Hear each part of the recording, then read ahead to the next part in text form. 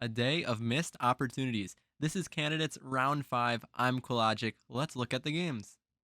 Nakamura versus Nepo. We see Nepo use the Petrov defense, which is also what he relied on against Carlsen in their World Championship match. Nakamura plays d4, and we reach the symmetrical pawn structure, although the position won't stay symmetrical for too much longer after Nakamura plays c4. Knight b4 attacks the bishop, so it drops back. Eventually, we see Nepo decide to change the pawn structure. So the position is no longer symmetrical, although the position is still around equal. Let's stop here for a second, and I'll ask you, how would you finish your development as white? A couple of the more common moves are either taking this pawn or bringing out the bishop with bishop f4. Nakamura, though, repeats a move that he used to beat a Kobian in a previous US championship, rook a2. The idea is that the rook couldn't go to b1 due to black's light squared bishop, and here the rook can either swing it to b2 or to e2 later in the game. Now Nakamura decides to take and push the center forward. Nepo, though, puts his queen in the center. After bishop f1, Nepo starts to go astray. He actually could have nestled his queen right into Nakamura's position with queen b1, and one possible continuation would have been to trade the rooks, attack the queen. If you grab this pawn, then after bishop e4, Nepo has compensation for the pawn due to the strength of his queen on the back rank, the fact that a3 is weak, and the bishop on e4 does a good job defending Nepo's knight and attacking Naka's knight. In the game, though, Nepo went wrong with queen g4. After h3, the queen is forced basically back to right where it started after queen e4, and we see that, Nepo just lost some time there for no reason. Now he puts the queen on d3. They repeat the position a couple of times until Nakamura plays on with rook e3. Finally, Nepo's queen goes to b1, and at this point, Hikaru begins to hiccup. He puts his pawn forward, which was good, but now Naka could have just put his knight in the center, but instead he goes on a really weird journey with his knight that ends up leading nowhere but a draw. Knight d2 instead brings the knight to b3. Bishop comes out. Nakamura could have kept some winning chances alive with the move like bishop c3, attacking the queen and preparing to bring the knight into the center, even though we lost some time moving the knight around for no reason. But Nakamura sticks with his incorrect plan of playing knight a5, and sure, he gets the knight to c6, but after spending all of that time, it's not even clear that the knight there is that amazing after bishop d7. Finally, Nakamura just decides to give Nepo the draw after they move back and forth. Caruana versus Rapport. Just when it looked like this game was heating up, it ended in a draw. It was a Taimanov Sicilian where Fabi plays this highly aggressive move with g4.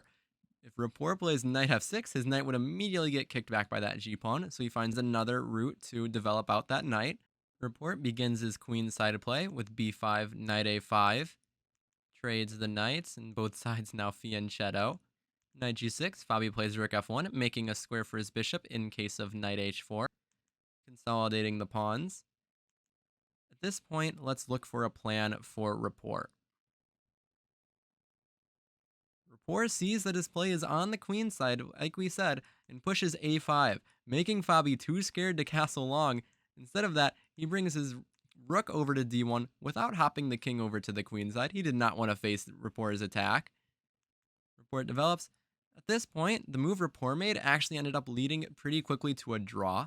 Had he wanted to continue the game, he may have opted for bishop takes c3. Now, after recapture, Rapport could castle. In this, we have a very double-edged game where you can understand why Rapport didn't want to play this. What has menacing pawns, a very strong center, and the plan of bringing his king over to the king side to castle by hand. At the same time, Rapport has chances to open up the center with moves like e5 and rook e8, and to play on the queen side after he opens up the a file. Sadly, instead of seeing the game light up in such a manner, the game quickly went into a draw. Rapport went for queen a5. Fabi snatches the g7 pawn. Rapport is in time to start his counterplay, though. a3, targeting that knight you don't want to take unless you want to see your bishop fork the king and queen. Instead, Fabi runs with the king, king f2, trying to get hand castled. Rapport takes the pawn, knight was moving away.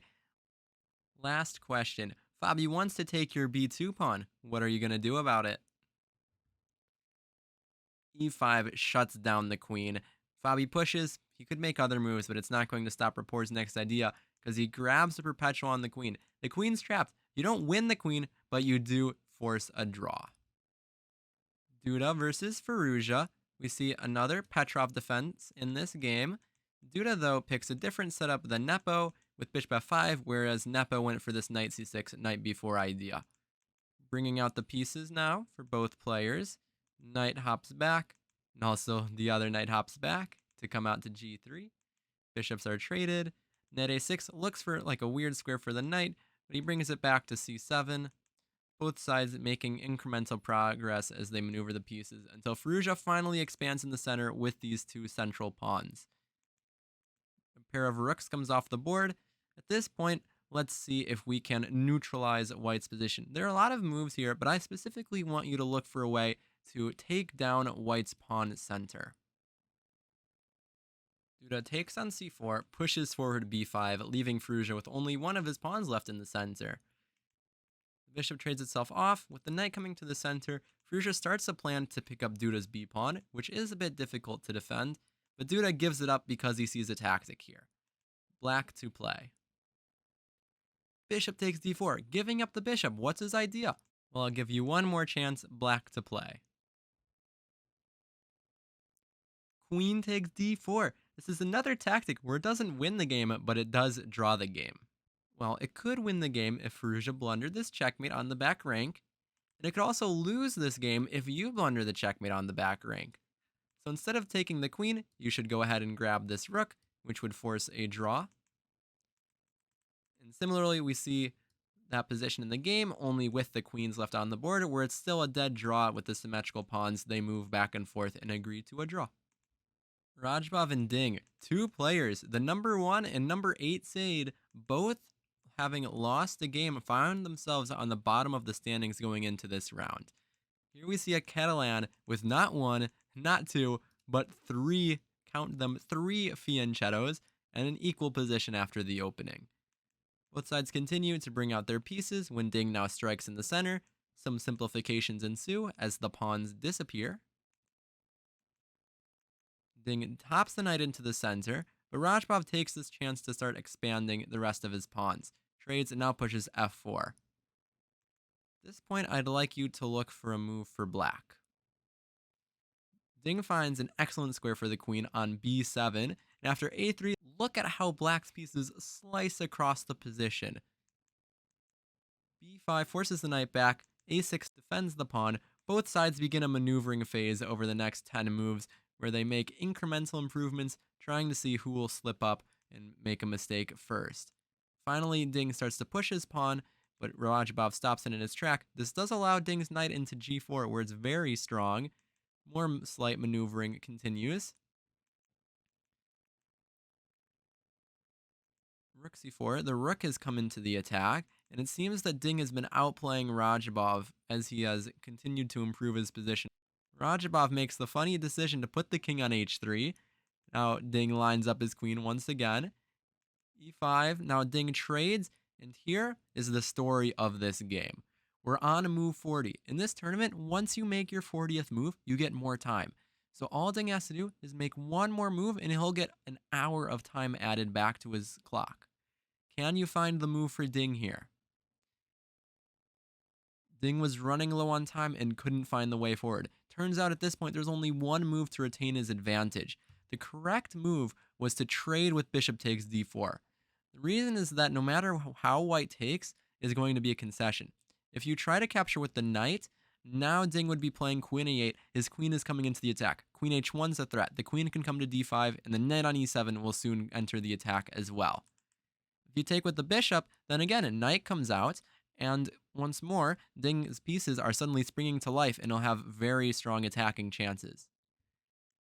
Ding, though, makes one slow move, and this gives Radjabov just enough time to hold the game. After g6, knight g5, now Ding finds the right move, but the problem is that after queen a8, by putting his knight on g5, Radjabov has given himself queen f3 to defend. Ding has nothing better than to allow all of the trades of pieces, and the game ends in a draw once we reach a rook endgame with equal material.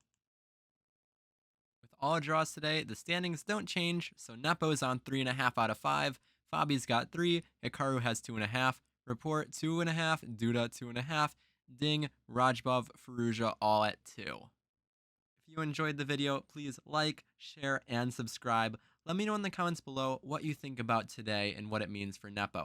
Do you think this is a good sign that he was able to save this game with black, or do you think maybe it's a bad omen that he was able to get in such big trouble after making one hasty decision?